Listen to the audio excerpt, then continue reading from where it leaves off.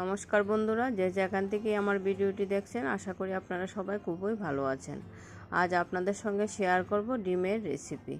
ঘরে মাত্র দুটো ডিম থাকলে এই রেসিপিটা তৈরি করে নিতে পারেন সবার জন্য। এই রেসিপিটার জন্য প্রথমেই লাগবে আমার আলুগুলো সিদ্ধ করে আলুগুলোর খোসা ছাড়িয়ে নিলাম। এখন আলুগুলো ভালো করে হাত দিয়ে মিশিয়ে নেব।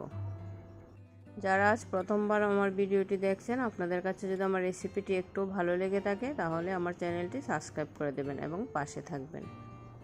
দেখুন বন্ধুরা, আমার আলুগুলো মেশানো হয়ে গেছে আর আমি এখানে নিলাম দুটো ডিম।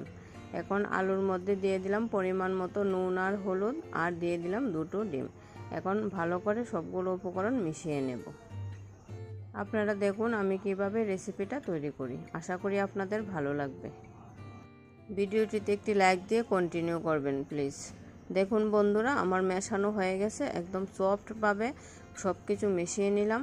এখন এদিকে কড়াই বসিয়ে কড়াইতে দিয়ে দিলাম তেল। এখন বড়াগুলো ভেজে নেব।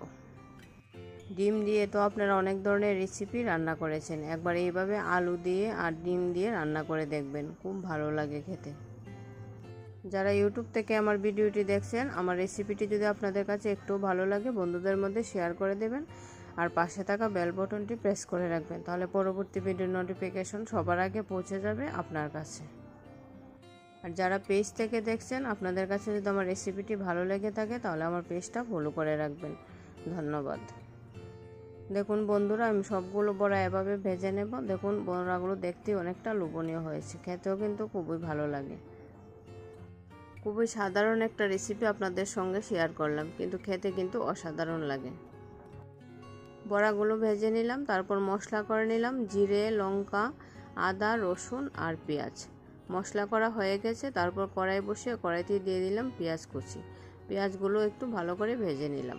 দেখুন বন্ধুরা, পেঁয়াজ ভাজা হয়ে গেছে, তারপর দিয়ে দিলাম মশলা আর পরিমাণ মতো নুন আর হলুদ। এখন মশলাটাকে ভালো করে কষিয়ে নেব।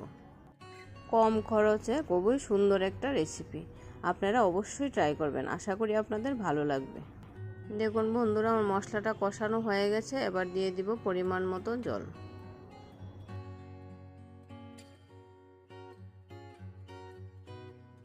দেখুন বন্ধুরা, জলটা ভালো করে ফুটে উঠেছে, এবার দিয়ে দেব ভেজে রাখা বড়াগুলো দিয়ে আর 5 মিনিট রান্না করে নেব, তাহলেই তৈরি হয়ে যাবে আমার আজকের রেসিপি। খুবই সুস্বাদু একটা রেসিপি। আমার সিম্পল রেসিপিটি আপনাদের কেমন লাগলো কমেন্টে অবশ্যই জানাবেন, আর ভিডিওটিতে একটি লাইক দিতে একদমই ভুলবেন না। আমার রান্না হয়ে গেছে, এবার দিয়ে দিলাম বেটে রাখা গরম মশলা, দিয়ে নামিয়ে নিলাম। ভিডিওটি শেষ পর্যন্ত দেখার জন্য আপনাকে অসংখ্য ধন্যবাদ।